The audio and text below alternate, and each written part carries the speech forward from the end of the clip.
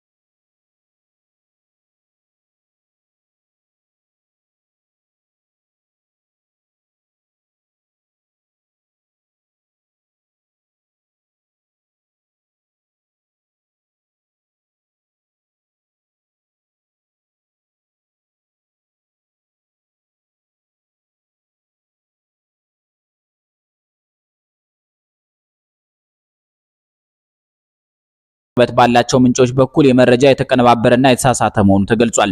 በተለይም የተጠቀሰው ድምጽ በቅርቡ በጅግጅጋ የተካሄደ ስብሰባ ላይ እንደተነገረ የቀረበ ቢሆንም እውነቱ ግን ይህ ድምጽ በ2021 የአውሮፓውያን ዓመት በተካሄደ መድረክ ላይ ተቀዳ ነው ተብሏል። የመረጃ ምንጮች እንደሚያመለክቱት የቀረበው ድምጽ ከኦኤንኤልኤፍ አመራሮች ጋር በተካሄደ የጥያቄና መልስ ውይይት ውስጥ በሙስጠፌ የተነገረ ሲሆን ከዚያም በኋላ በተራ መልኩ ተቆራርጦ ለተሳሳተ መልእክት ጥቅም ላይ ውሏል ተብሏል። በዚያው ውይይት ውስጥ የተነሳው ጥያቄ በወቅቱ የነበረውን የሰሜን ጦርነት ሁኔታ በመመርኮዝ ህወሓት ወደ ስልጣን እንደገና መመለስ ቢችል ክልሉን ምን እንደሚያደርግ የሚመለከት ነበር። ሙስጠፌ ኦመር በምላሻቸው የክልሉ መንግስት ከክልሉ ውጭ እንቅስቃሴ እንደማያደርግና ከሆነም እንደገና ተደራጅቶ እንደሚታገል መግለጻቸው ተጠቅሷል።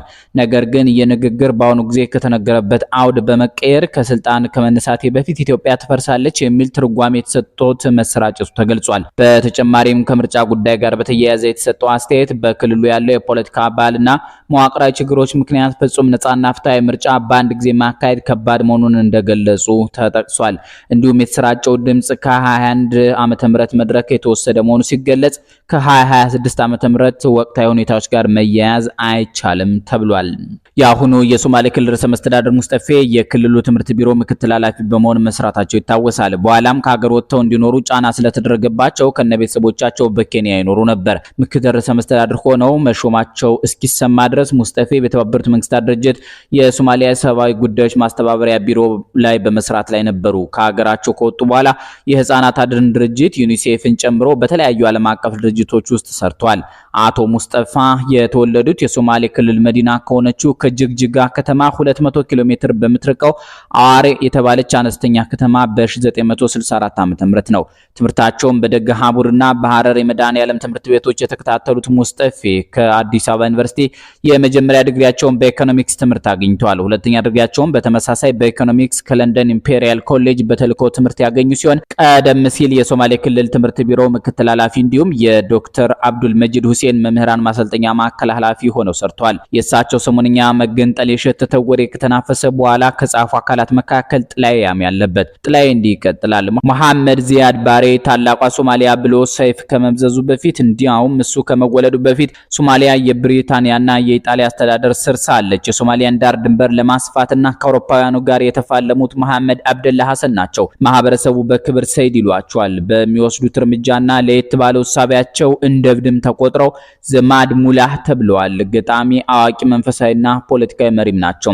በተለይ መላውን የሶማሊያ ህዝብ በአንድ መንግስትና በአንድ ባንዲራ ስር ጠቅልሎ ለማስተዳደር የሚያስችል እርሾ ለማኖር ጥሯል። ከእንግሊዝ ከኢጣሊያና ከኢትዮጵያም ጋር ተዋግቷል። የሶማሊያ ህዝብ ኢትዮጵያንም ከእንግሊዝና ከኢጣሊያ እኩል በወራሪነት እንዲፈርጅ ሰርቷል፣ ቀስቅሷል። ሰውየው ለሶማሌ ብሔርተኝነት በጣሉት መሰረት የሶማሌ ብሔርተኝነት አባት ተብለው እስከ መጠራት ደርሰዋል። የምስራቋን የኢትዮጵያ ግዛት ሞቃዲሾ ስር ለመጠቅለል የሰሩት ስራና በኢትዮጵያ ላይ ያራመዱት ጥላቻ በደርግ ዘመን ለነበረው የዚያድ ባሬ ወረራ እርሾ ሆኖ አገልግሏል። ዛሬም የኢትዮጵያ መከላከያ ሰራዊት ለሶማሊያ ህዝብ ደህንነትና ሰላም የህይወት ዋጋ እየከፈለ እንኳን ስር የሰደደው ጥላቻ አልተቀየረም።